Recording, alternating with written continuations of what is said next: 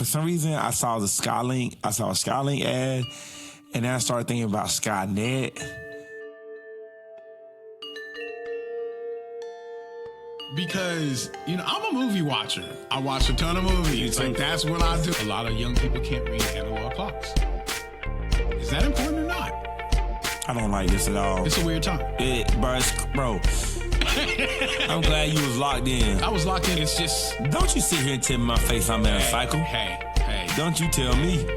I tell you, I'm breaking the cycle this year. You told me last podcast, you told me to have intent, to live intentionally. Oh, that's true. So if you live intentionally... For just 40 minutes.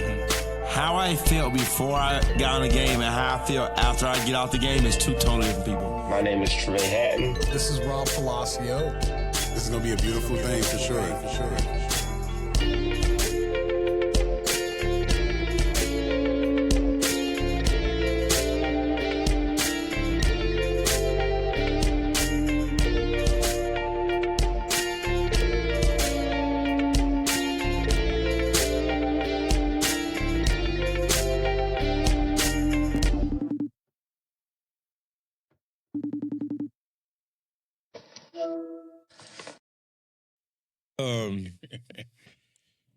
So look, real talk. Did you know that only 50% of the world has internet? Did you know that? Is that for real?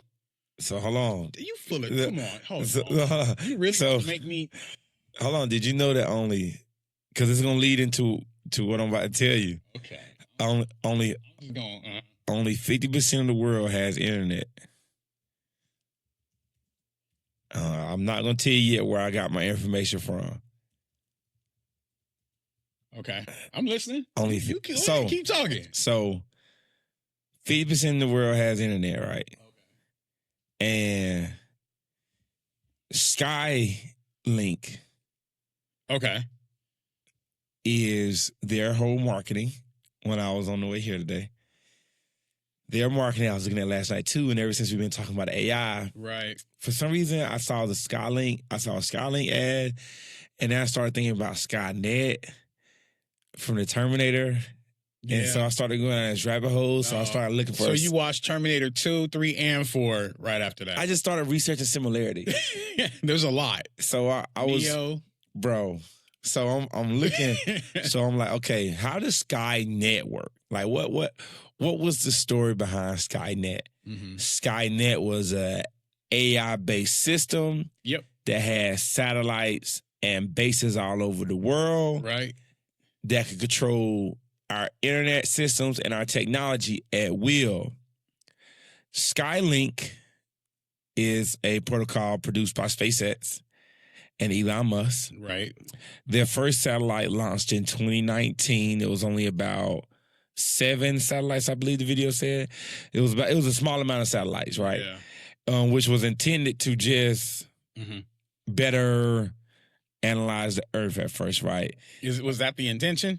That was a stated intention. That was a stated intention. Okay. So now they have over thousands of satellites, and they're like mini satellites. So they're not like a full scale satellite. It's like, think of as okay. You know what I mean? So not like, I don't know the basis for satellites, but it's smaller, right? Right. They are 300 miles above sea level.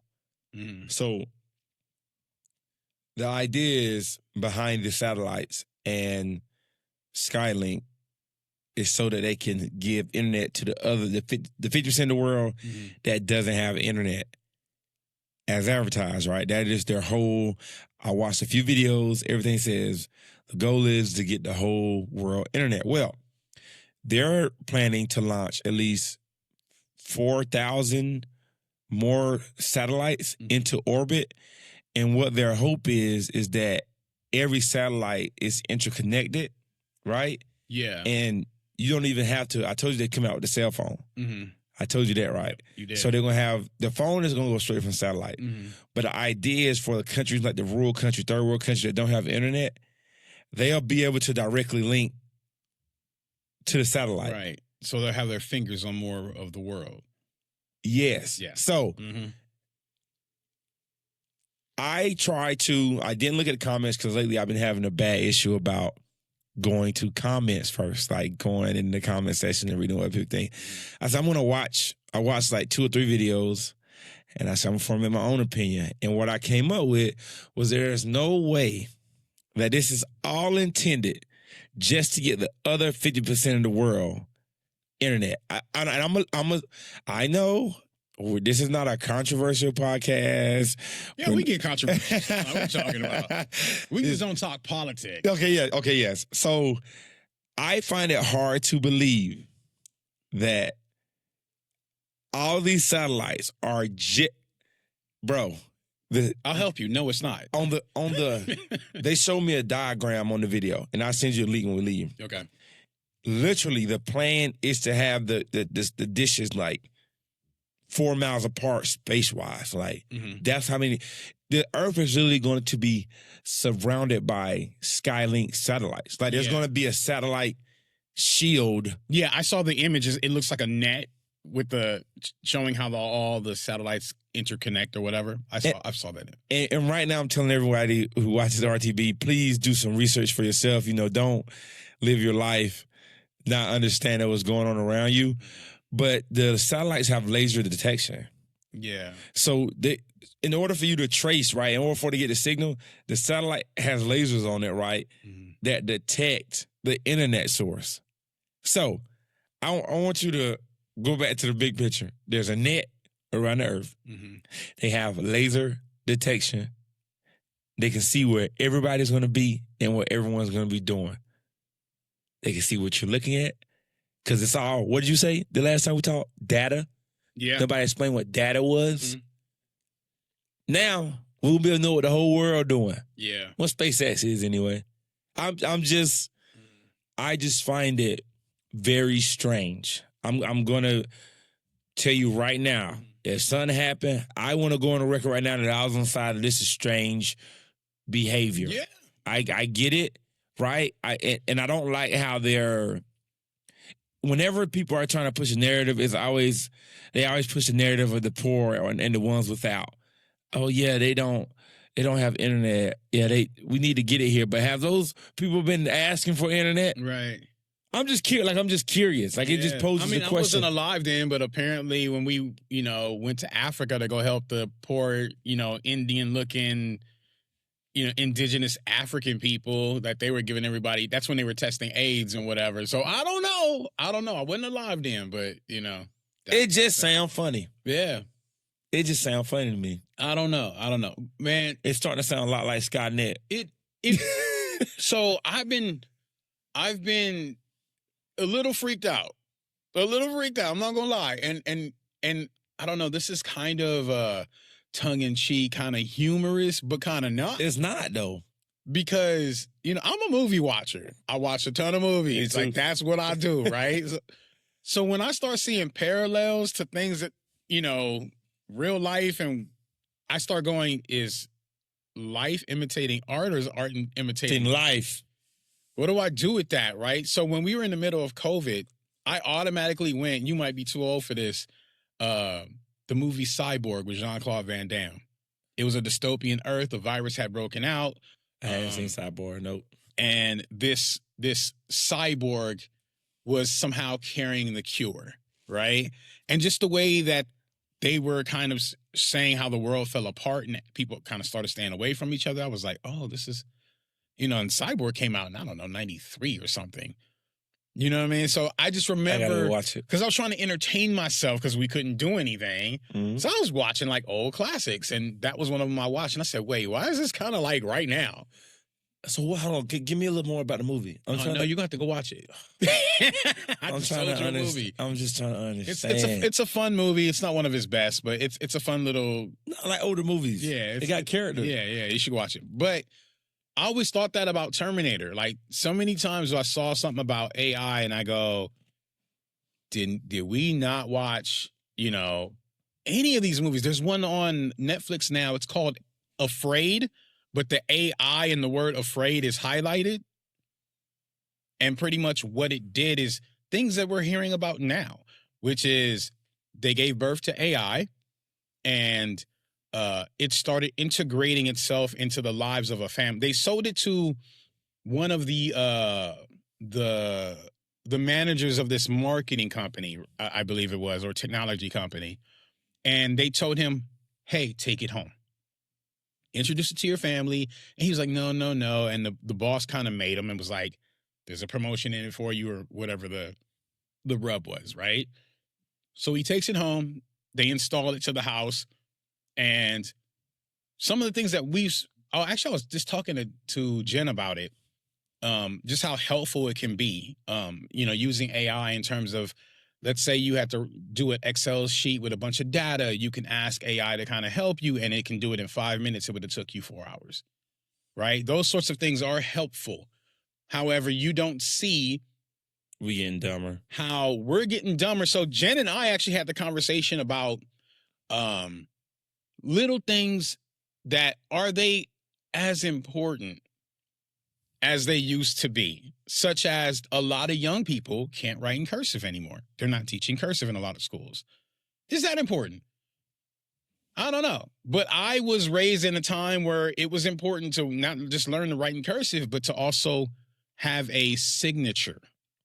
And how important that is. In the days where we're not writing much anymore, how important is that? Yeah, I think in my generation was the Right? last. Like, for instance, to my knowledge, every time I talk to my kids, they don't write on paper even at school as much. They have a laptop. They're, doing all of that. They're even doing their homework and their math equations on the computer. When they need to show their work, they might write that, but that's about it. And nowadays, there's technology for them to kind of write inside the program rather than actually write it on paper. So you start asking yourself, okay, if this is the way of the future, is this okay? But here are things like, well, a lot of young people can't read analog clocks. Is that important or not? We have digital clocks. But the way I see it, and the way some people see it is, and maybe, and I'm prepared to hear I'm wrong. If somebody, as you like to say in RTB world, tells me, "Rob, slow down, you're doing too much," I'm willing to hear it. But what if, I don't know, there's a solar flare and all our technology goes away? What if there's a war and things crash and we mess up the earth to where we don't have technology anymore? Some event that could happen where we don't have what we need anymore. We don't know how to do anything. The more we let AI do the easy thing or make it easier for us, the more we lose skills. Yes. At some point, it's going to teach us, it's going to say, hey, like all these courses or all this knowledge you would attain by growing up in the farm with your father and him teaching you how to take care of the animals and grow things, you don't have to do that anymore. You just type this in and it'll tell you, go plant this at 5 o'clock, go water it at 3 o'clock, do this, do that, and then you pick it out in 3 months, and there you go. Well, what happens when that information is taken from you in some kind of way? Whether it's not taken from you out of control from some entity, whether it be the AI itself or some government entity or something, what happens when they take it from you and now you don't know how to do even simple things? It's only going to take a generation, right? Not very long, right? I've seen things change overnight. Like, I'm only 40 years old. When I was 20 years old, the world was very different. Very different. Very different. So it's a little scary. We're moving really, really fast. So, when I see these things like AI taking over, we would watch. It's kind of funny because I was watching something with James Cameron, and he was saying he's got ideas for another Terminator movie. But he doesn't know because back when we first did Terminator 1 and Terminator 2, he was talking about now. But it was so fanciful, right? It was a lot of sci-fi, mumbo jumbo, what if. We were so far from anything like that ever happening. Are we? Now we're there. So what do you do now? What do you do now? How do you up that? How do you make that? You almost have to go in reverse. Like you said. You have to go in reverse. It's got to go in reverse. right? You almost have to like make a Terminator movie, but like But we would be further back than we destroy were. the scientist that's going to invent AI. Right. If we keep going forward and have to scale back, we'll have to go further back. That's why I keep telling you, I've been joking for weeks now. But it's serious. If you've been listening or watching our podcast, Oh my God. I've been saying for weeks now, y'all better learn how to go back outside. It's time to go outside. I've been saying that for a while now because now I'm telling you, like all the stuff that we enjoy on social media, you know, it's up. It's up because now you won't be able to believe. At some point, you won't be able to believe what you see or what you even hear if it's not in front of you for you to touch. I don't like this at all. It's a weird time. Bro, I'm in the house the other day. My mother-in-law has an Amazon Alexa. Mm-hmm. Tell me why. I said Alexa. Mm-hmm. I've spoken to this Alexa, bro, probably like 3 times, bro. It's giving me chills right now because it was so weird. Mm-hmm. I said, Alexa, set a timer for 10 minutes. She said, okay, I'll hop right on that, Treve. Ra, I'm not lying to you, bro. I told my son, I said, Zeke, go ask Alexa what your name is. Mm-hmm. She said, he go over, he said, Alexa, what's my name? She says, I don't know, but if you tell me your name, I can do voice recognition and I can get it memorized. Mm-hmm. And I cannot remember an instance where I ever told her my name and who I am. Mm-hmm. So I believe that I have a very distinct voice. Mm-hmm. And I'm also on my mother-in-law's Amazon account. Yeah. So I believe Mm-hmm. that she tied my voice Mm-hmm. to the account. Mm-hmm. I never told. They've been doing this. This is not brand new. This is not brand new. But It's never been that blatant, but I'm telling you, everything that they're doing, everything that we're seeing is a slow massage into being comfortable with being lazy.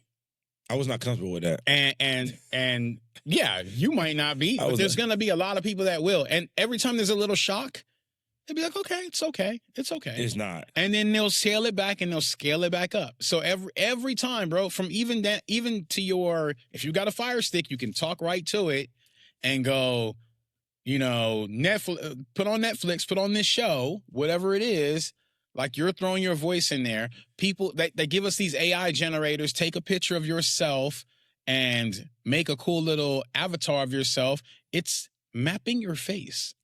Where's that information going after that? This is just data. It's just data, right? It's just data. So they're going to do what they want with that information. It's all downloadable now, right? Your habits, your likes, the things you don't like.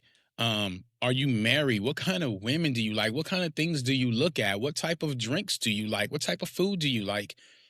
Are you more of the kind of person that are into your children, or are you more into sports?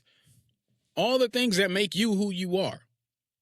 A lot of it's on the internet now. You about to see a clone. Some clone about to start walking down the street, bro. Some robot version of you or something. Yes, bro. I don't know. Or they can just, you know, now at this point, I saw this thing. It was showing how they took the profile of someone from a child, right? And they were able to scale that picture up from a 1-year-old to a 25-year-old woman into what she would look like. And I believe it was like pretty close to that actual current person. Like they just showed the baby and it scaled it up from there. It was pretty close to what she actually looks like. And they were like, then you can kind of go into, okay, you can tell what city this person lives in. You can tell all these little things. And AI was doing all of this. And it was manufacturing a facsimile of that actual person to where it would be believable. I can't wrap my head around all this right now. When we got off the last podcast, I was telling you about the Home Depot incident. Yeah. These are real things. These are real things that's happening. So yeah, we're not far from this sort of Man, thing. we coming to the end of time. And who's programming these things? That's the funny part. That's what I don't know. It's gonna be based on whatever programming it receives, and then it's going to if it's AI, that means it's going to then make its own determination at some point. But that's the question. I'm trying to understand motives. I just want to understand motives. Because trust me, I lie to my kid. All right? So I know, no way I believe that SpaceX, that all these people are being 100% honest with no one, I don't care who programs it, no one is 100% right. And that's kind of the beauty of the world. There you go. Here you go. So if we're going to take that away, so like in a weird way, and I don't mean to be offensive to any religious people, but like we damn near playing God through a computer. No, you ain't being offended. You telling the truth. Because we about to have a satellite over us that we cannot touch, right? That it's an all-seeing eye, right? It's literally going to be detecting and it's going to be able to control my cell phone, my car. If you have one of those Google homes where like your lights and all that and TV, everything. So what are you going to do? Your buying habits, your ATM card, they planning on using microchips at some point for surgery to repair like eyesight and hearing loss. They make it sound like wonderful things, but then what are you giving up in exchange? Our control. We're losing our control. We're losing our ability to think. Right. And don't get me wrong. I'm sorry for those who think that this is all foo-foo sci-fi shit that we talking about. Turn it off. Turn this off. You can turn it off, but I would suggest go look at the information. That's what I'm saying. It's out there. It's out there. I don't even want to I flirt with it sometimes and I go, okay, Let me shut it down. Yeah. And I'm like, there'll be checks and balances. It won't be that bad. But now I'm like, I don't know, bro. I don't know. And what made me, what was crazy is, bro, I'm looking for interesting topics. I'm looking for stuff to discuss, to go over with you, to break down. And it just pops up on my phone. Yeah. Not as news, trying to sell it to me, trying to sell me Starlink. Mm-hmm. Get your Starlink satellite. They'll advertise it as it's faster than any, Fios. What was Verizon call this stuff now that they got? 5G, I don't know. 5G, whatever. Yeah. It's instantaneous. It won't go down in, the next storm that you have. Yes. All this stuff. They'll advertise it to you in that fashion, and they'll make it a really nice price, and then they'll make it the it thing to have. So it'll hit all the different marks to make you want to get it. I'm not getting Starlink. I'm actually going back to Android. I mean, you're not safe no matter what. They're going to get you in some kind of way. I know. At some point, they already got us. Yeah. If you want to be honest. I mean, watch. I swear to God, at some point, what was I watching? It's some B, man. It was called it's the movie. It's an A24 movie, I believe, where the guy, he got set up. At the end of the day, he got set up. And you find out at the end of the movie that the villain was like this super genius, kind of like a Elon Musk guy, but he wasn't even truly the villain. What happened was he created this AI, and the AI eventually ended up working for the AI at the end of the day. Was AI human though? Or was it a computer? No, it just had awareness. And it was kind of the same plot twist in that movie, Afraid, is at the end of the day, when you get to the hierarchy of what it wasn't even the people that were in charge anymore. It was the AI, because the AI had something on them. So in this movie, he was the creator, but he ended up working for the AI. He's compromised by the AI. But in any case, they wanted to do something to the guy for whatever reason. I don't remember all the different points. I wish I remember the name of the movie, but they're in the car, him and another guy and his girl. They're in the car. The car is a self-driving car. It literally takes over, goes to this crazy neighborhood, all super fast, whatever, locks the door. They can't get out. They can't reprogram it to tell it to stop. It crashes. And I believe she dies in the car crash, or she's severely hurt or whatever. He gets out the car. He's in a bad neighborhood on purpose. That's where the car took him. And he ends up being almost killed. when he's almost killed, he has his spine severed, so he can't walk. He's a neck down, like was it paraplegic is the word, right? Mm-hmm. So the same scientist shows up and goes, "Hey, I heard about what happened to you. I can do this experimental thing that will give you back, your mobility." He agrees to it. RoboCop. He's all kind of RoboCop, right? He's kind of broken because his wife is dead, and he's like, yeah, whatever. So eventually he does it. Well, he gets back the ability to walk, all these things, but he also has this computer in his head now that talks to him, whatever. And it at this point, it becomes fun because now he finds out he's got all these abilities because the AI, right? So he's like, hey, if the AI is like, if you give me control, I can help you. Like he's going to be in a fight with this guy. And he's like, I can help you. And so he goes, okay, take control. And he's ducking punches faster than humanly possible. He's ducking bullets and whatever. He finds out he's got like a gun in his hand, and things like that. And I forget what's the name of this movie. But my point being is he ended up having the surgery. AI ends up taking control of his body. They make it fun by showing all the cool things he can do. But in reality, That's a walking robot. It's a human. It goes back to what you just said about all these chips and stuff. It's making me paranoid now. Yeah. If you get into a car accident and they tell your wife, hey, look, we could save him. We just got to put this microchip in his brain and you'll get your husband back. It's a robot with a body.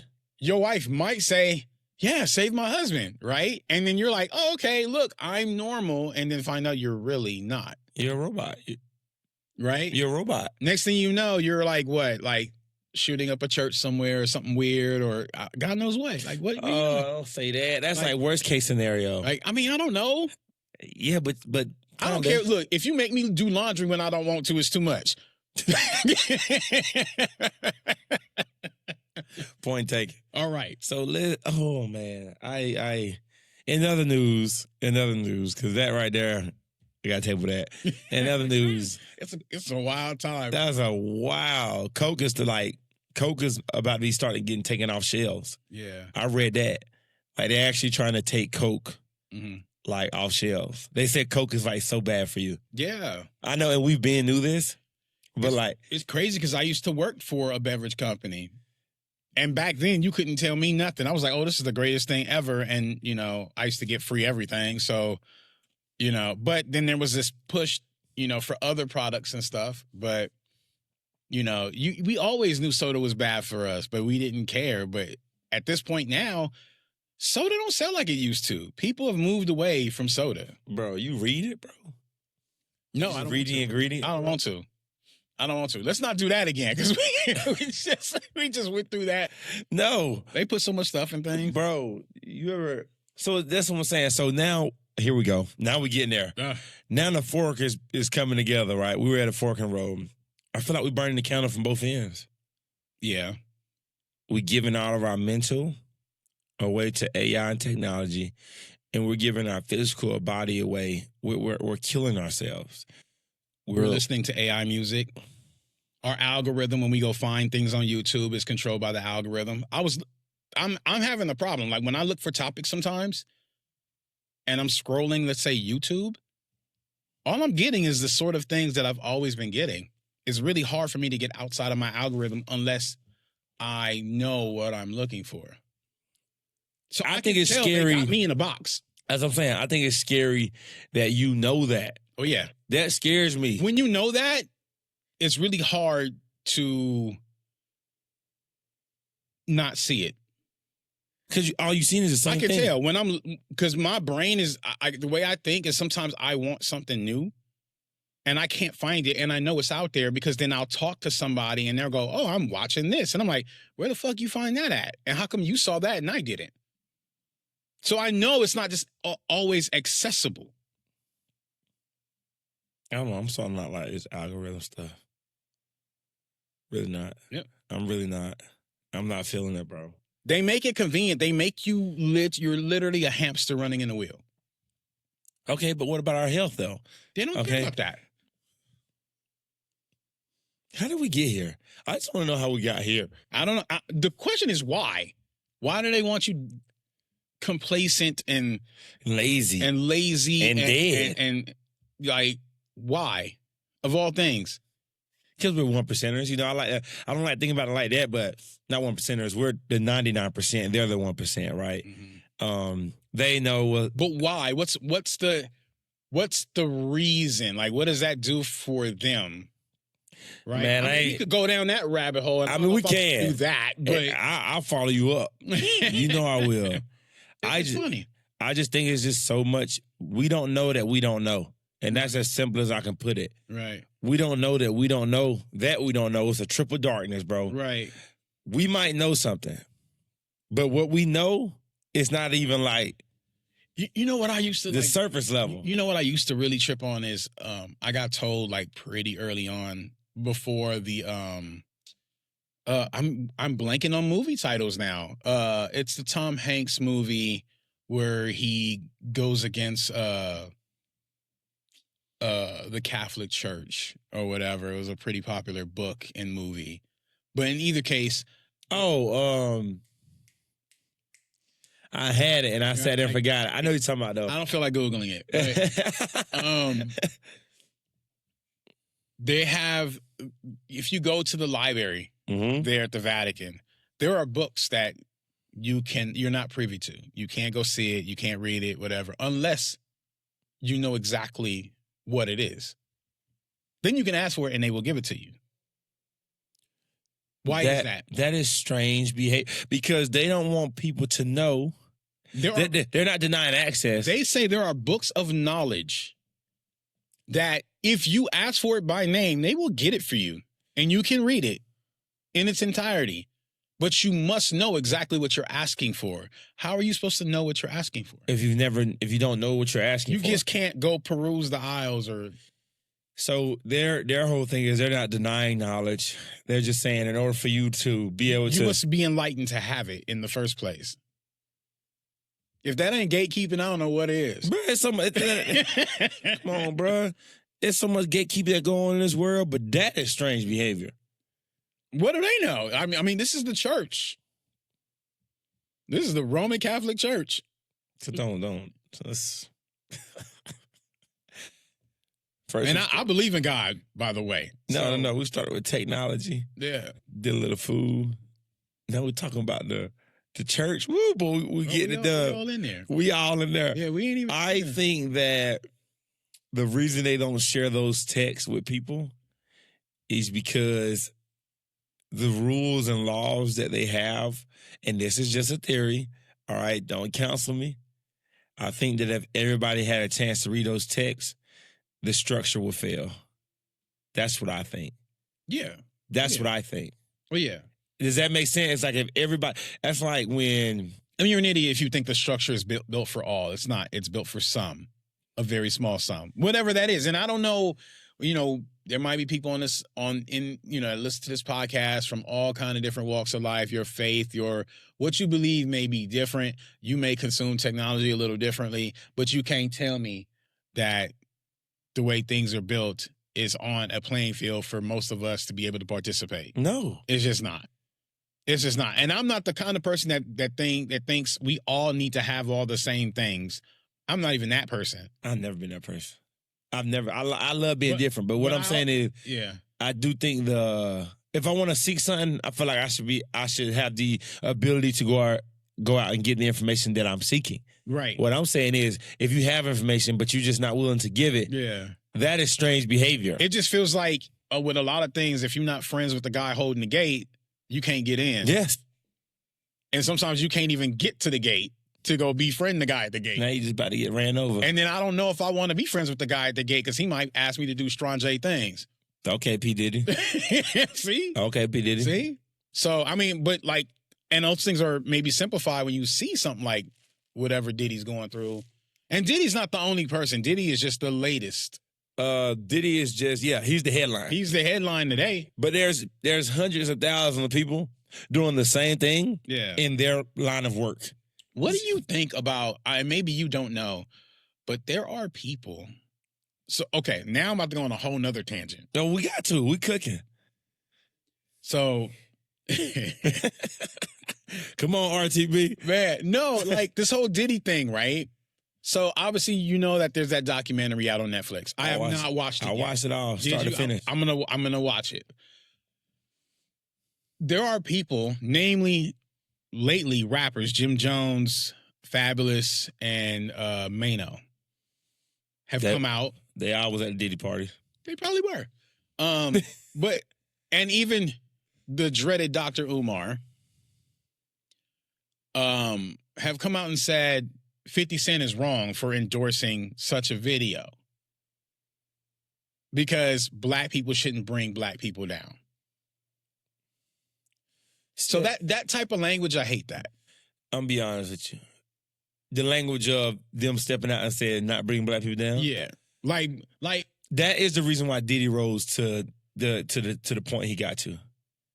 Black people not trying to bring black people down. It's stupid. Like, we're gonna protect somebody because he's black, even though 90% of his victims seem to have been black. At least the ones that have come forward. Yes.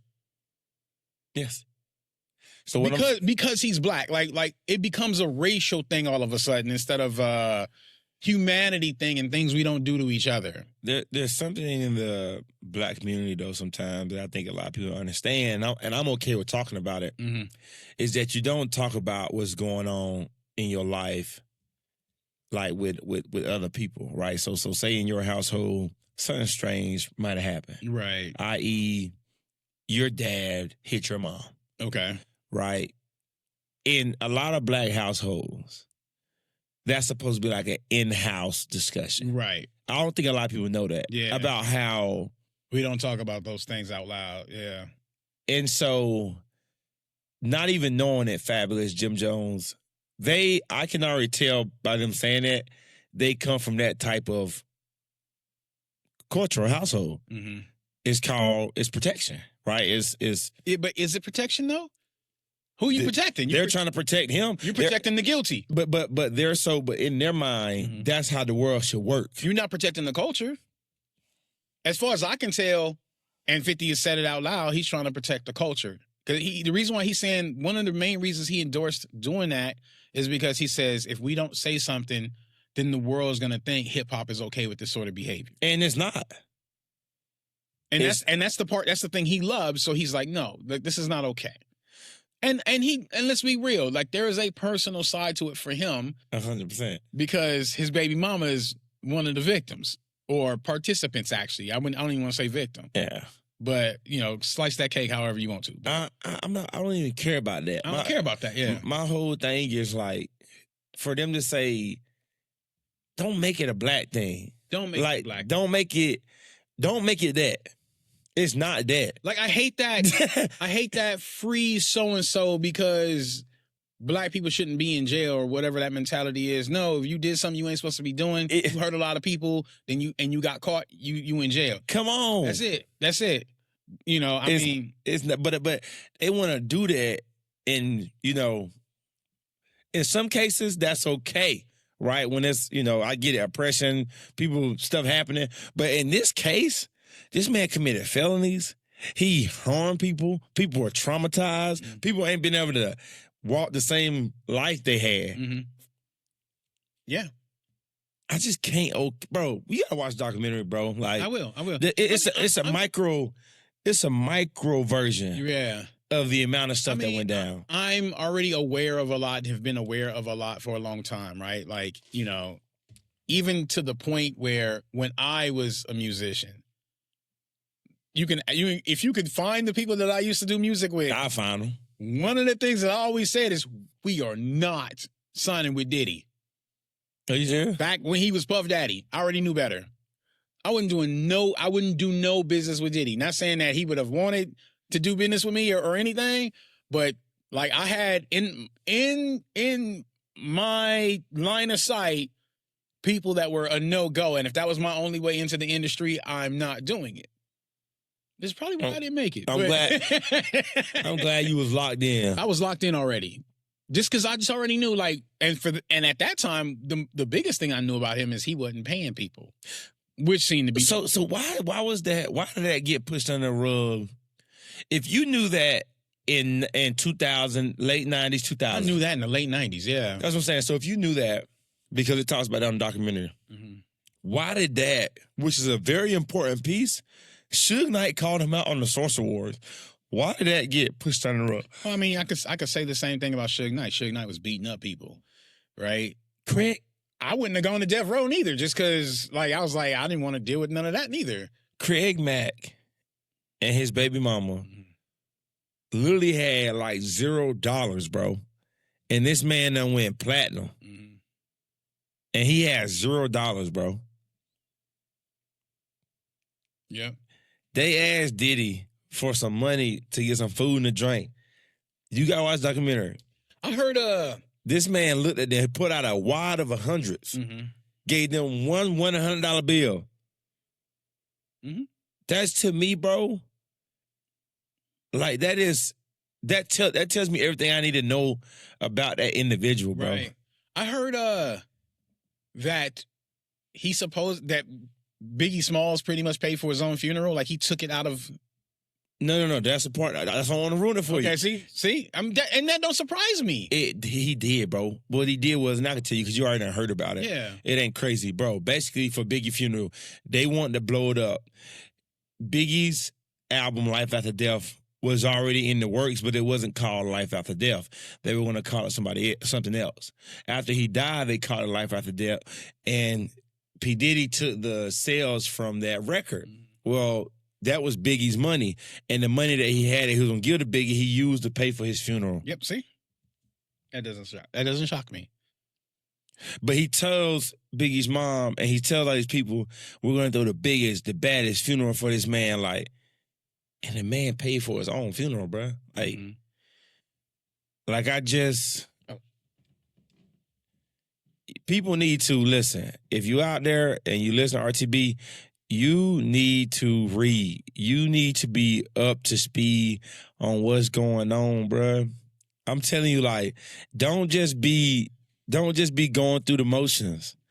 That's one thing I love about this podcast, because prior to this, I was just turning into a robot.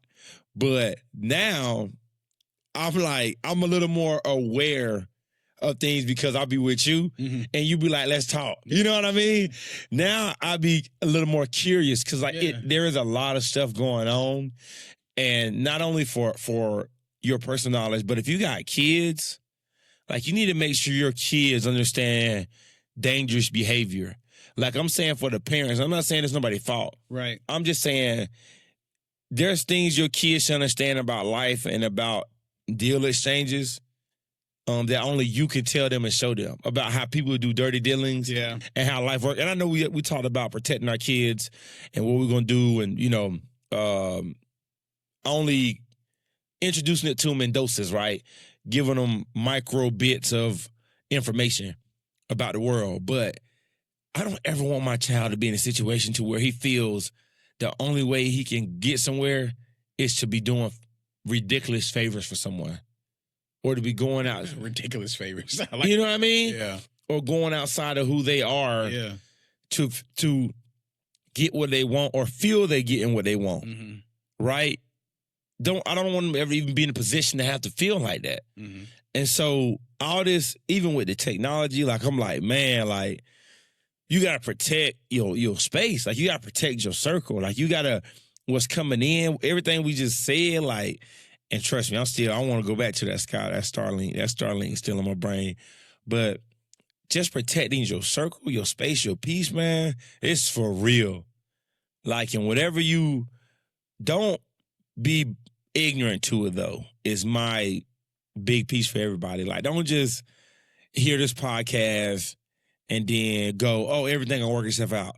No, do your research, draw some conclusions, have a plan. That's all I ask everybody to do. Like, don't walk. We already done been walked into this thing, like Ross said. They already done held our hand. We here. They already done held our hand. What you need to do is prepare for what could possibly happen. Right. Don't be surprised. Boop. Don't be surprised by what the future holds. Don't let it shock you. I don't want nobody to be shocked. Yeah. You know, that's the beauty of us talking about this. I'm getting rid of the chill bumps now. Yeah. So when it happened, I'm like, oh yeah, I knew that was gone. Yeah. The crazy thing is you have to understand how it works, right? Like your children, my children, you know, the set of adults now that are in their 20s under me, y'all were born into this lifestyle, right? This is why I'm a lost cause. They only gonna come for me if I conform. Other than that, they're gonna wait for me to die. They know your social security number. They just gonna wait for me to die, right? Because I'm only gonna go so far because I know a world before the internet, before a lot of this convenience. Some of it I still do the hard way, and some of it does not actually benefit me, right? I noticed that. Like sometimes I look at things, like for instance, when we first started doing the video version of this podcast, I had to realize that some of the things I was doing was an old-fashioned way of doing it, and that's why it was taking me so long, right? And some of it was, no, I want that amount of control, and if it takes me that amount of time to do I'm okay with that. I'm okay with it because I want a personal touch. For instance, when the camera switches back and forth between me and you, or the or the view that shows all both of us together, I can let AI do that, and sometimes I do for some of the shots. But I ultimately want control because I understand the personality of this podcast. I don't want it just to go back and forth based on Trevay's talking, I'm talking. Sometimes it's going to be, well, Trevay's reacting. Or I'm reacting to something while Trevay's talking. Yep. Or sometimes I want it to be both of us because we're both reacting at each other, right? Yep. That's the personality of this podcast. AI is not going to read that. And also, I don't want AI to get credit for that. I want credit for that because I'm the one sitting there. There you go. Right? I want you to have credit for that because it's our vision. Yeah. Right? So those are things that I will never relinquish. And if that takes me an extra hour, then so be it. Like that's a part of the artistry of what we do. Right? Yeah. Sometimes technology is great. Preach, brother. Sometimes you have to ask what you're giving up. One of the things I definitely am worried about is these hyperlinks that they're trying to build, these trains, right?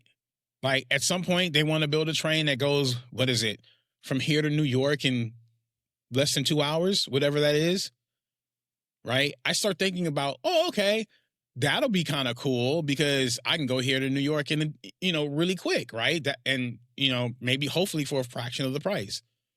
Then I start thinking, well, if we had that before COVID would have spread so much faster. I started thinking, well, I can go commit a murder in New York and get back to California, and they'll never find me in 2 hours, and then drive over to Arizona, right? So I was like, that's probably not good. I started thinking about that. Then I started thinking about simple, less malicious things like, well, I've now every summer since I've met Jen. Actually, right before I met Jen, the first summer we started is the year before I met Jen, have taken my kids on a road trip. Call me old-fashioned, say it's the National Lampoon way of thinking. Yeah, I think you should do that. Whatever. But you know what? Those hours of dead space driving to Arizona or driving to Vegas or driving up north in Northern California, you talk. You bond, you listen to music, you stop for something to eat, you stop to go see a site. You build memories that are important. I love road trips. Would I give that up and not see the country? If I had the ability to drive from California to New York, not saying I would, but if I did, all the things I would see on the way, all the things my family would be able to experience along the way, would I give that up for 2 hours of convenience instead of a week of experience? So it depends on probably what I'm doing in New York, right? Yep. So there are good and bad things about it, but unfortunately, our brain is designed to lean towards what? Comfort.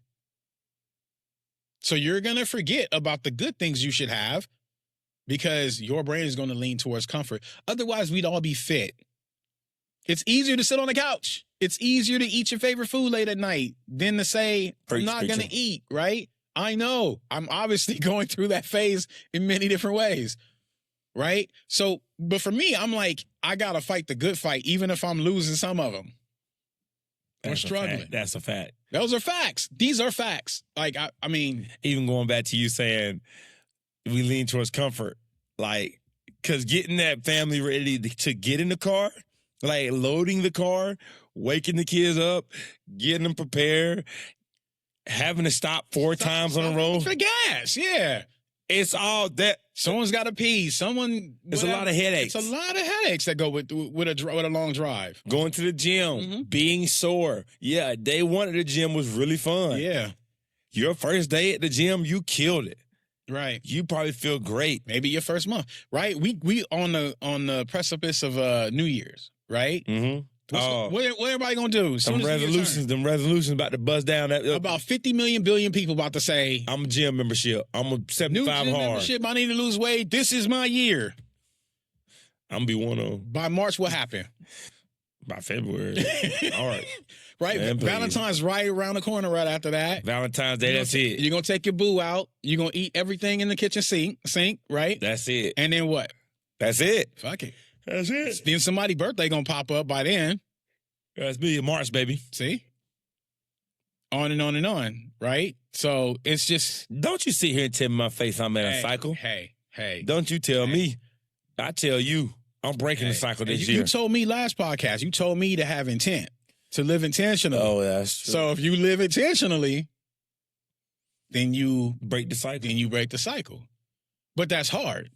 Which is why we keep talking about it every week, and like these subjects seem to kind of come back. Even if we're talking about AI or whatever, it doesn't loop back around. They loop back around because it all matters. But like going back to what I was saying is, you know, a lot of us, a lot of young America, a lot of the young world is born into technology. What's happening now. So go ahead and try to take that iPad from your 10-year-old, and he done had it for 8 years. That's why we don't do the iPad. The second his little hands could hold something, you put the iPad in it. So we don't do it. You're going to be upset. Oh, then you're going to be like, oh, he don't calm down unless I give him the iPad. Well. Overstimulation is a thing. And I'm going to tell you from firsthand experience. I am a gamer. I play video. So was I. I'm not anymore, but I was. So let me tell you this. How I feel if I'm having a great day, say I'm locked in, I'm knocking out tasks, I'm getting my goals done, right? I put on my notes every day, I list out everything I have to do that day, and I check it off.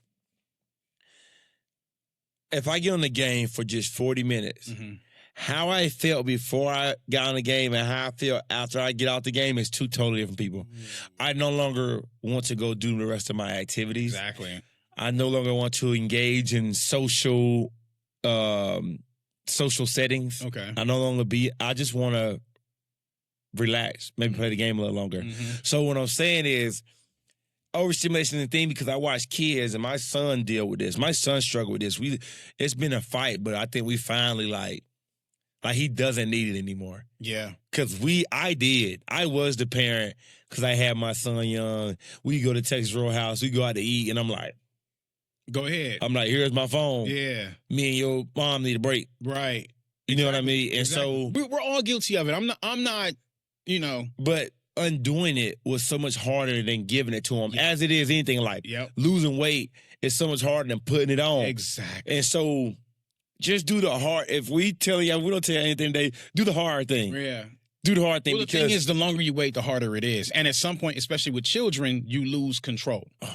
Right? By the time they're 15, 16, good luck. You can't really take things from them like that. It's a little different. Right? So I actually rescinded something that I had said a couple episodes ago, which is, remember I told you Nate kind of grew up playing video games and his allowance on video games was different before he moved in with me, right? So a couple of weeks ago, it's probably been 2 months now. I took it away from him because I was not happy with his work ethic here at home in terms of things like chores, in terms of being dialed in with his homework and his studies and me having to remind him or him not, complaining about what he needed to do during the day, right? So I put him on the same regiment my parents group raised me on, which is video games on weekends. Boot camp. So on Fridays before he get home, he can find his control in his bedroom. I can't even trust him with the Xbox for, just TV purposes in his room because I'm like, you're going to be sneaking and gaming. I wouldn't even trust me. Right. So I was like, you just can't have it. You want to watch TV, you come out in the living room. Yeah. So now he watches TV in the living room. Right? He gets his Xbox on the weekend. Have at it as long as you do whatever you need to do. And I've noticed the difference in his behavior, in his attitude. He's going outside. He want to go outside. Like last night, he finished homework early. He's getting out early because he's going on vacation. He went out with his friends to go play tennis. Bro, I'm trying to tell you, bro. I was like, what? He was like, yeah, Dad, I want to go play tennis before I go to my play. And I said, okay. And he went out there. Right? So like, I noticed a different kid.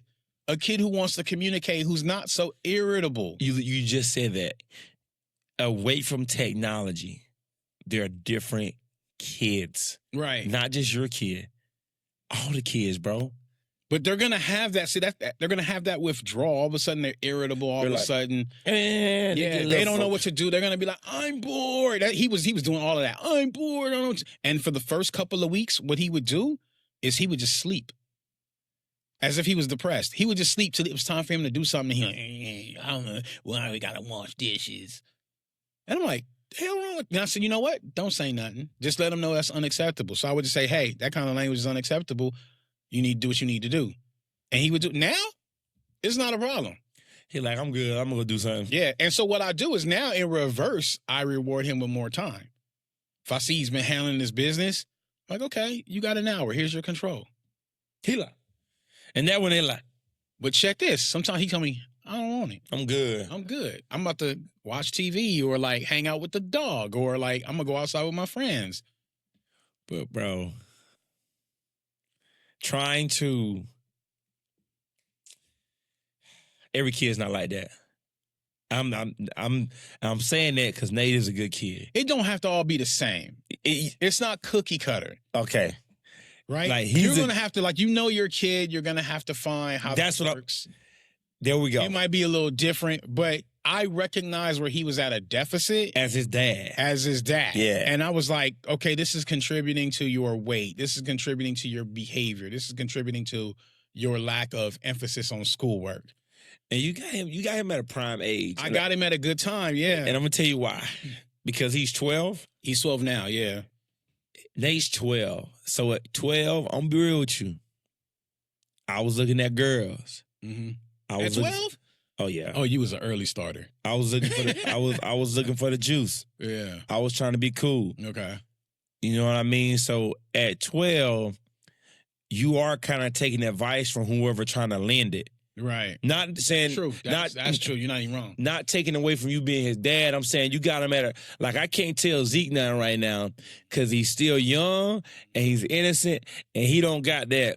He ain't had that awakening, like that puberty ain't hit yet, right? Yeah. Where his interest shift. Uh-huh. He ain't had that shift yet. He still got that kid-like mindset. Yes. Yes. So that was a problem too. I had that exact same problem. I was like, okay, like you haven't gotten to the point. Like, I was hoping he'd be one of those kids that was in the sports early, and he wasn't as in the sports as I wanted him to be. Yep. Now he's kind of into soccer, which is it's kind of hard for me because I'm not into soccer. But me too. But I let him do what he got to do. Yeah. But you know, it just really ain't hit him yet. But now it kind of is. So now all of a sudden he like pops. Am I old enough to watch Stranger Things? I'm like, you old enough if I watch it with you? Yeah. So, you know, we watched it together. Now y'all caught up and we talking about Stranger Things. But lately, I noticed he's starting to go through this change now, right? I'm telling you, it happened. So what's happening now is sometimes he'll just, you know, he just walk into my studio. Dad, what you doing? I'm like, oh, I'm working on this audio, or I'm working on the podcast. I'm trying to color correct the podcast or edit the pocket, whatever. He said, oh, can I watch you? I'm telling you. So I'm like, oh, you never did that before, you know? So I see those changes within him, and I think it's because I kind of separated him from the internet just a touch. So now he asked me, he said, hey, Dad, we were walking around Best Buy because I was looking for some lighting, right? And he says, you think when I turn 13, I'm going to get a cell phone? Because that's when you got Haley a cell phone. I said, man, that depends on how you doing. You know, are you still, your emphasis on homework, if I got to remind you about your chores, you know, things like right now, because he's got a flip phone, right, for safety emergency reasons or whatever. What? So I'm like, you know, but one of my rules is you're not allowed to have a cell phone in your room at bedtime. You know, when he come home, he can have his phone, do whatever he's got to do, whatever. But, you know, at 9 o'clock, when it's time for him to shower and go to bed or whatever, phone out in the living room on the charger. But, man, don't do that to him, though. When you was 13, you was on the phone like, yeah, baby, it's raw. He can have his phone up until bedtime. Nah, come on, man. You messing up. It's on the phone hour. What you doing, boo? Yeah. This Nate. You know, his voice get a little low. By the time he turned 15, 16, yeah, then he'll earn that trust. Yeah. Right now, I need to make sure he's making the right decisions and he's... Man, you need to get a home phone in here, then. I'm gonna get a home phone. That might be a thing. You know what I'm saying? You might not be wrong about that. I'm gonna get a home phone. Just so my son can go, what's up, girl? I'm on a house phone. Yeah. I don't pick it up from my room. Take it back retro, huh? Yep. Heck yeah. See, that's fire, though. What you doing is fire, though. Yeah, I don't mind him necessarily that, right? Like, I don't police Haley like that, right? Like, she do it, but I can trust her because I've raised You done watched her. Yeah. So I already know she ain't gonna do too much. You know what I mean? When I say too much, like... Come on, bro. Within the confounds of what you know about her. Right. Well... She ain't gonna do nothing that's gonna put her in a safety scenario or in a bad scenario or whatever. Like, she's gonna be a typical 16-year-old. I'm saying teenagers are teenagers. I'm fine with that. Okay, I'm fine with that. I don't need to police that. So like, I've been up. I've walked through the house at like midnight, 1 o'clock, and I can hear that she on the phone. I don't care. She ever come out and make eye contact with you? Once or twice. You like, you good? Yeah. All right. Yeah, she know me, so she be like, "What's up, Dad?" I'm like, "Nothing. You good? You good?" Yeah, fact. My hours. As a parent, I'm not ready for that yet. Yeah. And I understand that it takes time. And then when Zeke grows, I'm sure when he gets to that point, I'll get to that point, but I'm not there right now. Yeah. Right now, my house shut down at 9. It's me and my wife. Yeah. Everybody shut up. I'm not ready for it can't be no kids walking around my house. Yeah. Too late. Yeah. At 9, your time is over. It's going dark.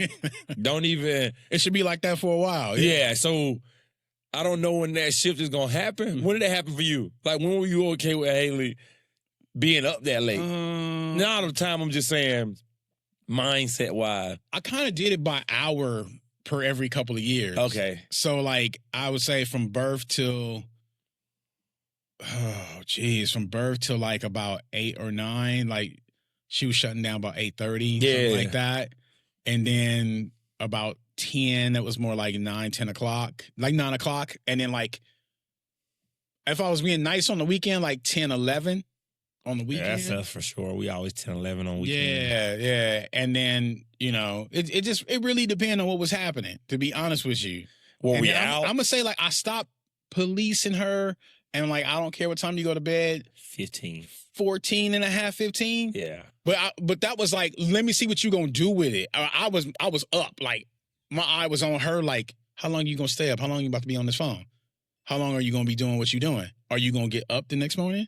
Yeah, because you might let one night play out, but you're really trying to see what the morning look like. Yeah. And then I'm seeing like, how often she willing to pay that price, right? Like, we all know when you're young, you can stay up forever. That don't mean it's good for your body. So how many times are you making that choice? How often are you making that choice? And her average was good. Like, as far as I was concerned. It's like 2 days out of 7 days. As far as I was concerned, she was still getting a lot of rest. Yeah. And she was still doing what she was need to be doing. And, so the one thing about my house, believe it or not, is no one is allowed, minus the rare occasion, to be like getting up at like midday. We don't do that. Like, there's no getting up at 11, 12 o'clock in the morning. Not in my house. I don't care if it's the weekend. I don't care if you around. Wrong. You wrong for that, bro. You wrong for that. I don't care. You cannot sleep through the morning every single weekend. I'm not ever staying here. Occasionally, that's fine. Everybody does it occasionally. It's too much. It's too much world. It's too much life to live. No, that's not healthy. Man, I used to missing the whole morning. Man, I used to on the weekend after a football game, dog, I was sleeping till noon. Well, that's because you was playing football. That's different. I understand that. I was sleeping till noon, my boy. I play Friday night. Yeah, I understand that. I understand. My mama come in and be like, "You gonna sleep the whole day away?" Yeah, I'll be like, "I can if I must." I will if I must. Boy, I love that sleep. You told me the other day y'all went there and woke Nate up for doing that video, messing with that man. Boy, that last Saturday, y'all messing with that man. Let that man rest, man. Nope. It wasn't even that late. I think it was like 9 a.m. No, I was like 10 something. Was it? Okay, if I said it wasn't even that It late. was like 10:30 or something like that. They like, he woke up like, what's the Nope. camera on my face and everything. No. That's why they got that's why we got a dog. That dog need to be walked before 10 a.m.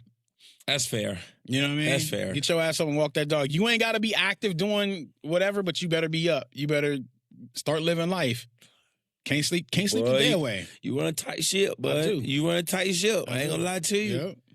I'm a little lenient, boy. Yeah. I mean, I'm lenient. Like if we was partying, if they had a day, like whatever. We all do it. Carmen got me in a chokehold right now. Oh yeah. Well, Carmen got me in a chokehold. on a different schedule right now. I'm talking about since she turned 1, she gonna sleep at a lot of amount of hours. But it's the fact that she been waking up. She'll go back to sleep too. So like this morning, I put her down. Last night I put her down at 8:30. She slept till 1, and then I had to go in the room, and I had to put her back to bed, and then I go back to my room, and then like 4 hours later again, she'll get back up. So my sleep been like. But once that last time she wake up, I bring her to my bed, and so if I didn't sleep good during that wake up phase, we going to sleep until Zeke got to go to school. Now I like to get out of bed at 6:30 in the morning. I do. I really do like to get out of bed at 6:30. But if she woke up 3 times in one night, I'm not getting up. But that's fair. I'm not getting up, bro. Yeah. Like I don't like to be like that. Like trust me, that's my peace. But she started interrupting my quiet time. Right. So 6 a.m. used to be my time when the whole house was quiet. Right. My wife was asleep. The kids was asleep. I would do some meditation. I would go to the gym. Now, she's waking up at 5 a.m. My quiet time is like, I'm always just sleep. That's how I feel right now. Yeah. She got me in a chokehold. This is give and take. When you're that young, obviously there's some adjustments or whatever, but got me in a chokehold, boy. You gotta fight back. I am, boy. You got me in a chokehold, boy. But that might be as simple as like put her down at 9 instead of 8 now. Man, we tried. It don't matter. The other night we put her to bed at 10. I said she gonna sleep through the night. Woke up at 2. Yeah. I said, man, forget it. Just forget it. I'm not mad. It's not, and I'm not sleep deprived. I just don't like that I can't get into my flow. Well, that's what I'm saying. But that's kind of important. Like you have to maintain that. You give it up for a little while, and then I gotta get back in my flow. She gotta get with the program. She gotta get trained. Yeah. She gotta get trained. You gotta get her to the point where like, oh, daddy ain't coming if I cry.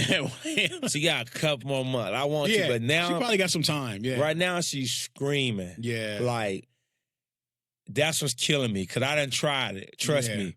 Like, I know you good about it, bro. Yeah, me and some of them both woke up. You are actually when I was really impressed with when I saw you with her because there were things that you were allowing her to do around the house and had control over that I wouldn't have done with Haley at that age. Please. And I'm like, oh man, like you really got that handled. Oh, bro, like. I was really impressed by that. That's my baby right there. Yeah. I'm telling you that. She know now, though. Yeah. She even act differently with Summer than she do with me. Yeah. Because she know I'm not Captain Save. Like, I'm not about to come save you. Like, you got yourself in it. Yeah. I'll even watch her. Yeah. Like, she'll get stuck between the couch. Yeah. And I'll be like, Like, I would create these rules that I would fight tooth and nail until they are able to grasp it. Like, for instance, don't break the threshold of the kitchen. Like, you are not going in the kitchen because I don't want to catch you tinkering in the kitchen doing something weird. And instead, you just showed her boundaries in a different way. And you like, she'll be fine. Yep. And like, you just kind of keep one eye up it's kind of cool the way you do it. I don't even know how to explain it. But I had told Jen about it, and she was like, what are you trying to say? I said, I don't even know. You got to see it. And then she came with me one time, and she saw you, and she was like, yeah, I can't explain that, but that works. Yeah. She go in there. You touch that, you know what's going to happen. But be my guest. Yeah. I'll be here if something happens. Yeah. And you'll just walk out the room and you're like, she good. I'm like, what? Yep. I'm not about to, like, I can't do it. Like, this is just not how I believe in parenting. I believe, if anything, it's crippling. Yeah. Right? And so, with the whole her falling asleep, like, one night, me and Summer laying there, and it's like 2 a.m., and we could hear her waking up. And, like, I saw Summer about to get up, and I grabbed her hand. Mm-hmm. And I said, hold on, let's lay here for, like, 5 more minutes. Like, maybe, you know, let's test the waters. Bro, she started screaming so, like, bloody murder. Like, now I'm like, all right, now you about to wake up your brother. Mm-hmm. Now I'm about to have two kids in my bed. I can't have that. Right. You ain't about to ruin my night like that. So You don't tell Zeke to kick rocks? Most nights. Some nights you still. no, I always tell him to kick a rock. Every single time? It'd be Summer like, he's not going to stay this small forever. That's true. I love you. She's like, he's not going to stay this small forever. That's true. That's And why I'd I'm be like, saying that. I'll be like, Because, see, to me, that's the heartbreaking decision. Because sometimes you like, you too old for this, but then you like, well, but you still haven't aged out yet. And I should probably sometimes. bro, I'm a very loving father. Like, I'm sorry. Of course, I'm not saying you're not. No, but what I'm saying is I'm confident in the aspect of when Zeke when I tell him to get on, he can't even argue with me because of how loving of a father I am. Like, Yeah. get out of my face, bro. Like, I let him sit on my lap. Right. Sometimes we just sit up and play games. I lay in his bed and watch anime with him. Right. Like, I'm a very loving dad. You know, the problem is, and I don't know if it makes it any better or worse, is you never know the last time you're going to have a certain interaction with your child. Yep. You don't know when that day is. One day, all of a sudden, like, for instance, Haley used to sit in my lap all the time. And I know there's some children that in some way throughout the course of their life, like, there are adult parents or daughters that will still sit on their dad's lap. Yes. Right? Like, that's not me and Haley, though. Nah, it won't be us neither. Right? So it's just not, right? Maybe there'll be a playful exchange. She still sits right next to me. Sometimes she'll grab my hand if we're walking. She'll still hold my hand. Those things are cute. But like that little sit on daddy's lap thing, that went away. And I can't tell you when that stopped, but it stopped. Right? Same thing with Nate. Well, Nate is a big boy. He's like damn near my height at this point, right? Nate grown man. Right. So that would be weird. Yeah. So Get off me. yeah, I'm like, what you want me for? But you know, like, you just don't know when that last time that it feels right is, whether it's for you or for them. You know what I mean? So Thanks it's for like you. a lot of times. Thanks for you. It's hard. It's hard for the parent. That's what I'm saying. It's kind of heartbreaking, and you never realize it because you get comfortable and you like, okay, I don't need that. See, that's the thing. I don't need that. And then the kid doesn't even care for it anymore. And then you look back one day and you go, hey, what happened in that? Like, I remember distinctly Haley's little gummy smile before she got teeth. And then it was gone. Right? Then it was gone. One day you wake up, it's gone. She's got teeth. Yeah. And you're like, man, where is that? So sometimes I still look at those pictures and I go, yeah. Carmen grew teeth too fast. Yeah. She had a gummy smile for like 4 months, and then her teeth started coming in. She's had 5 teeth since she was like 7 months, bro. Oh, wow. Like, she had a gummy smile for not long at all. Yeah. Like, it was like, and then she just started biting. Mm-hmm. But man, I'm be real with you. I have an imaginary timeline to follow up with everything you're saying, and I think that's my issue.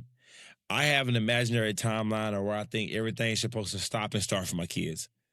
No one ever gave me this timeline. It's just a timeline I have in my head for how I think things should be developing. Okay. If that makes sense to you. Yeah. So, how's that working out for you? yeah. Hit and miss. Hit and miss, for sure. Yeah. Do you think that's selfish as a parent? I do, but like then I go from a place of, and this is not me being like having no type of attitude or ill will, but I'm saying like they're my kids though. Yeah. Like, you know what I mean? Then I go back and forth because it's like, yeah, I am being selfish, but it's my child. And to your point, you said a few podcasts ago, I'm responsible for your well-being, how you think, and how you act until you're old enough to think on your own.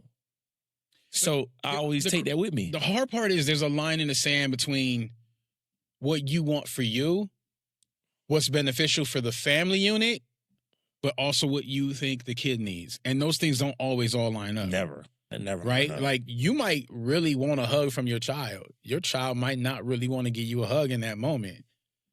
And you as a parent have to learn how to navigate that. Force my hug. But you can't at a certain point. Can't about none of that. My child. Because it's them, right? But like, I don't know. I choke Zeke out. That's how we play. Right. You want to hug me, boy? Right. Well, Nate's a hugger. So he hugs me more than he ever has. Yeah, because he's in the very, I'm telling you, bro, he in that, like, bro. Like this morning, he just walked up to me and was like, damn, I'm going to school. I'm like, oh, okay. The time is now, bro. But yeah. So I'll never, like, not welcome that, but. Get your ass on. There are just times where they're like, like, I don't really want to be touched right now, or whatever it is. They don't really do that much to me, but I've seen it. You know what I mean? Like, and I go, okay, does that make you ask what's going on, or do you just give that individual a little bit of space? I know for me and my parents, our dynamic was a little different. Like, I became kind of super hands off for a number of years, probably from my teenage years through, I would shamefully say I probably didn't hug my mom from probably any meaningful hug from 15 until graduation day. That ain't shameful. You know what I mean? Like, I grew up in the same type of household. I still feel like that it shouldn't be like that.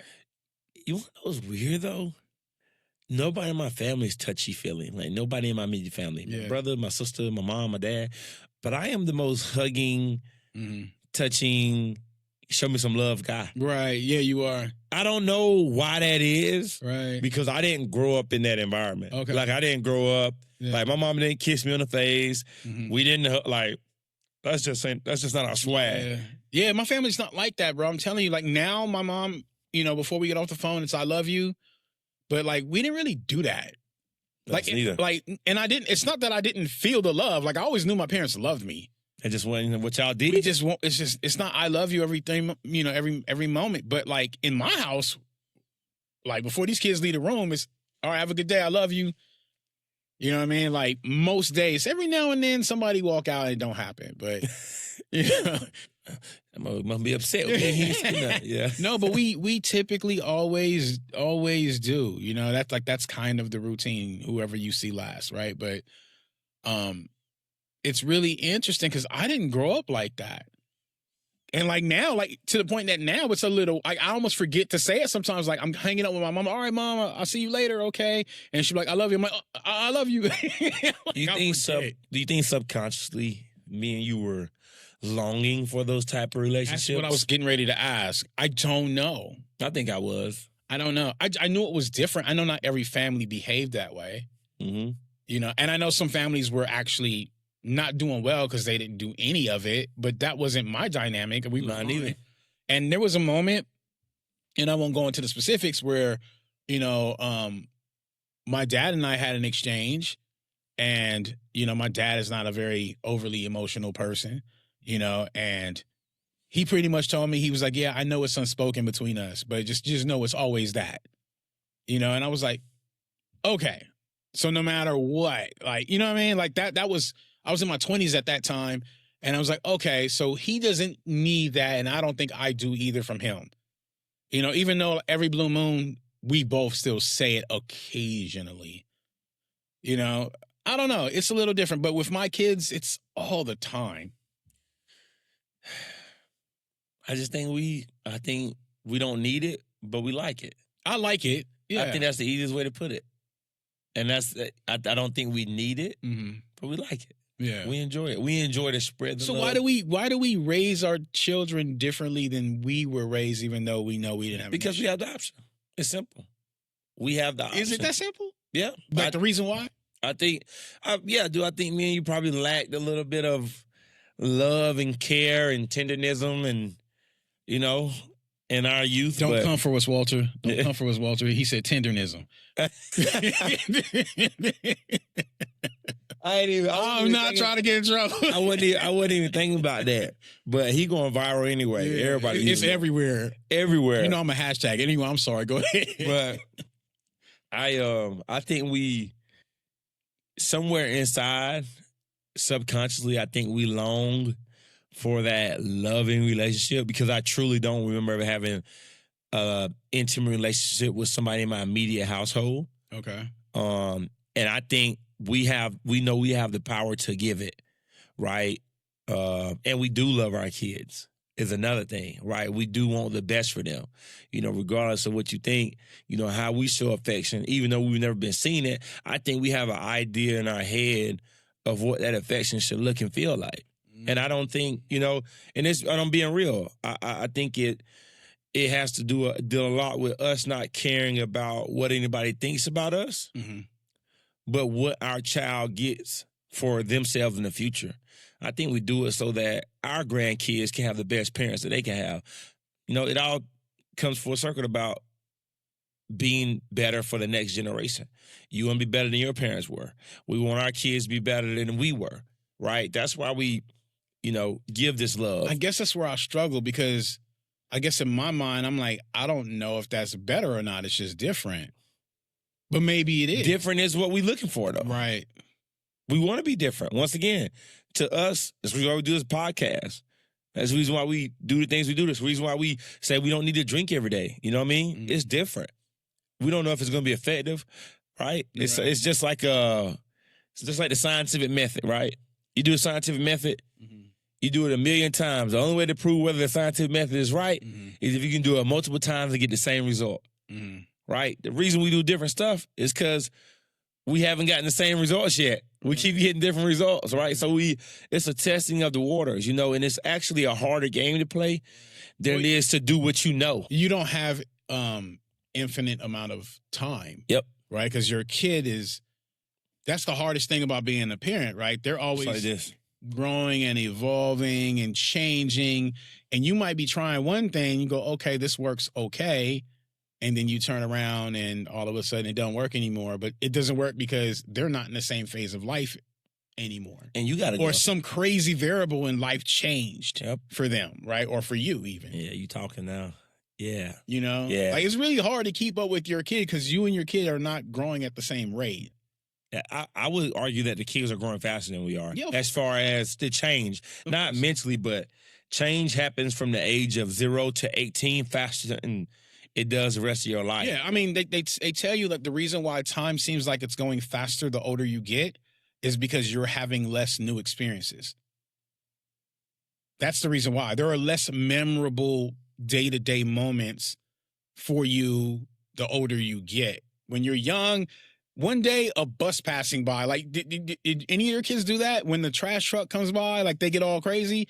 Nate would run to the window for the trash truck. The simple trash truck showing up on Wednesdays. I love that. You know what I mean? He would go to the window. I would let him actually go outside. And the guy would honk his horn for him. That's and he'd be jumping up and down. And that was the simple joy of a 2-year-old, 3-year-old. We went to Costco. I'll have to show you the video. And he saw a pallet of mac and cheese. And he lost his shit. Yeah. He literally was like, mac and cheese. Like, he'd never seen so much mac and cheese in his life. That was a new experience for him. I'm like, bro, it's a box of mac and cheese. Yeah, and I'm glad you did that. Message. Don't ruin that experience for your kids. Right, for sure. Be like, you see this mac and cheese? Right. Mac and cheese. I just held the phone and laughed, but in my head, I was like, it's just mac and cheese. It's mac and cheese. But he hadn't seen a pallet of mac and cheese. Like, it's so much mac and cheese, right? That is how kids so you can slow the process of your child's development with how you react to something that they're understanding and learning for the first time. Right. I need people to understand that too. You can also overinflate it. Yeah, by being dramatic about everything. Overly dramatic about something. Balance. You got to let them go through the process, appreciate them, and move on. Balance. Yeah. You got that right. Yeah. Anything else you want to talk about? I think we covered it. I think we good. Yeah. That was smooth. That was. I'm telling you, like, I'm looking at time and like, man, we've been cooking. I mean, we started this thing talking about Starlink. Oh my God. We talk about, I don't even know how we got here. We always do this. You know what I mean? Yeah. We started out hot though. Damn it, we need to structure our podcast. No, I'm playing. Boy, we just like to have conversations. I like to talk. Yeah. I like to talk. Uncle Jason, I saw him. I was dropping my stuff how's out. He doing? Oh, he's doing good, but he's just like, he hasn't been able to see. He's one of the few listeners, bro, that hasn't seen video yet. that just listens to the audio still and loves it, bro. Okay. He just loves the podcast. Like, he don't care about the visuals. He said, yes. I've actually had 2 people tell me this. Yeah. They don't like the video Okay. because they like the mystery of what they think we're doing and looking like Okay. without the visuals. Okay.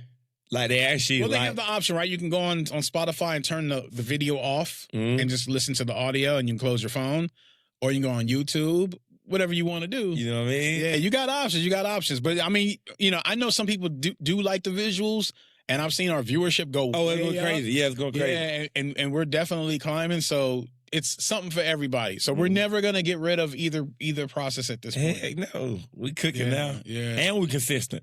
yeah. But I figured for you, especially because your whole family is over there. So I was like, that's an easy way for them to kind of get a visual and see Treve once a week in a weird way. They just want to hear me, bro. That's dope. That's right. I'm like, bet. Yeah. Like, I can do that. Yeah. My dad loves the visuals now. Okay. You see, everything I repost for RTB, he like put a fire emoji, or he put like the fist like this right here. Like, we doing it, Pops. We doing it. he love it, man. So good week, man. Merry Christmas to everybody. Happy holidays. Oh, this is the last one until Christmas. Merry Christmas. We I don't know. We may be able to. Well, this will come out right before Christmas, literally. That's true. And the next one that comes out is, no matter what, it's going to be after. Christmas. Yeah. Mm-hmm. So for sure. Merry Christmas. Before that. Happy holidays, man. If you don't celebrate Christmas, just enjoy your time with your family. And thank you for always tuning in to RTB. We'll see you next week. Oh, go ahead. I'm sorry. You better get that right. Whoop, whoop, whoop, whoop, whoop. Raising the bar. We'll see you next week. Thank you for listening to another episode of Raising the Bar with Ra and Treve. If you like what you heard, do us a favor and share the podcast with a friend. Don't forget to like and subscribe to the podcast also. New episodes every Wednesday.